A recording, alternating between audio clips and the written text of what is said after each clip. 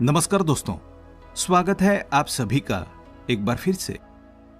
दोस्तों, अगर आप अपनी लाइफ में कुछ नया सीखना चाहते हैं तो चैनल को सब्सक्राइब जरूर करिएगा। हिंदू धर्म ग्रंथों में जीवन के साथ साथ मनुष्य के मृत्यु के बाद मिलने वाली अवस्थाओं यानी कि योनियों का वर्णन भी विस्तार से मिलता है।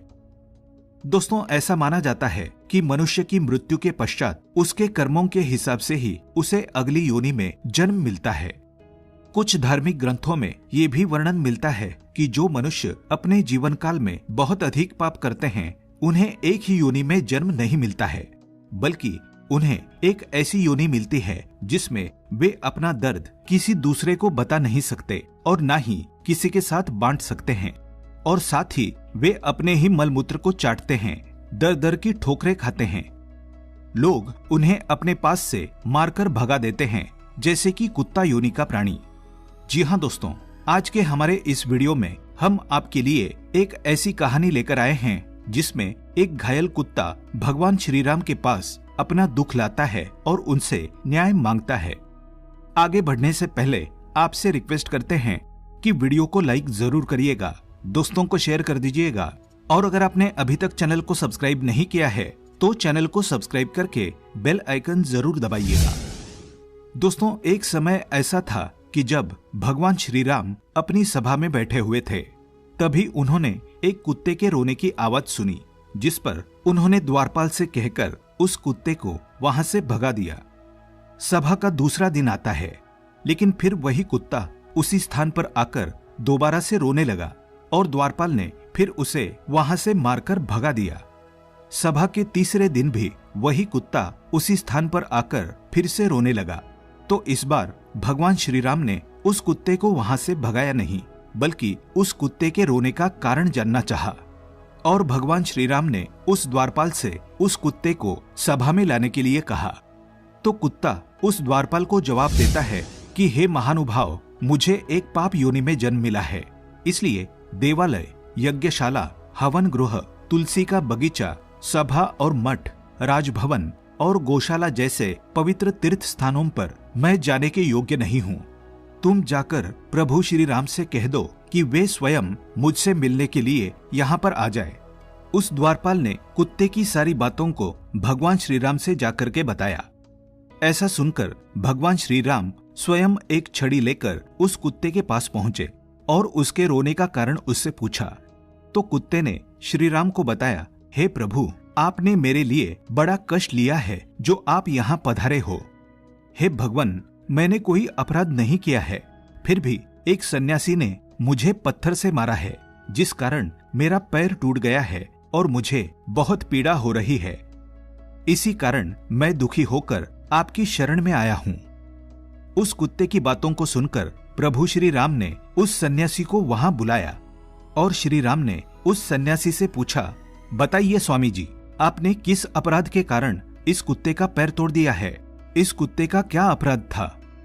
सन्यासी उत्तर देते हुए कहता है कि हे राजन, मैं भिक्षा के लिए मार्ग में जा रहा था, तभी इसने मेरा भिक्षा अन्न छू लिया था।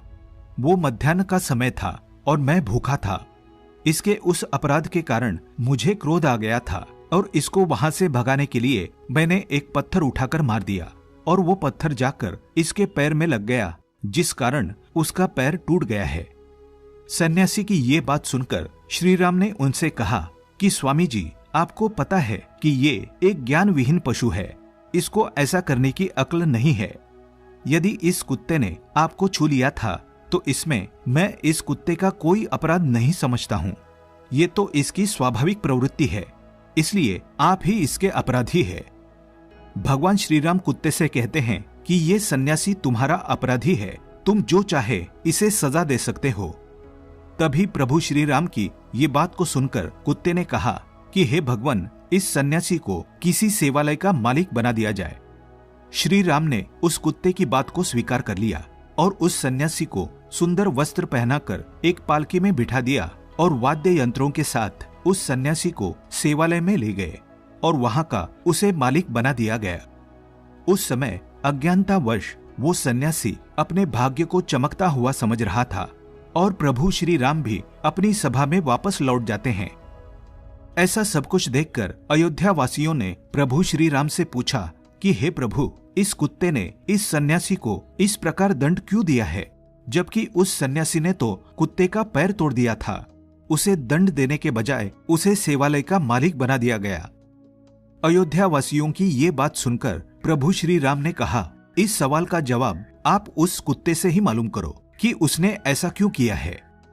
तभी सभी लोगों ने उस कुत्ते से पूछा कि आपने उस सन्यासी के साथ ऐसा क्यों किया है, उसे दंड देने के बजाय उसे तुमने मालिक बना दिया है। तब कुत्ता उन सभी से कहता है, भाई लोगों, जरा ध्यान से सुनिएगा।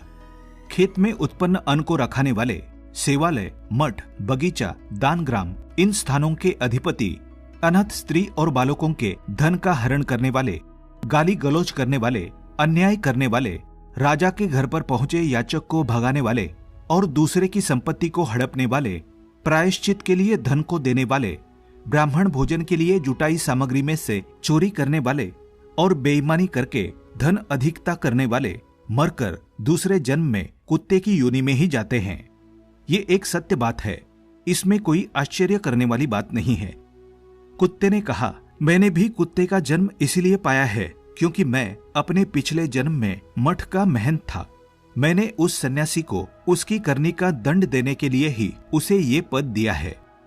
दोस्तों, अपने जीवन में उस सन्यासी ने उस मठ में जाकर जो पाप किए हैं उसके कारण उसे अगले जन्म में कुत्ते की योनि मिलेगी।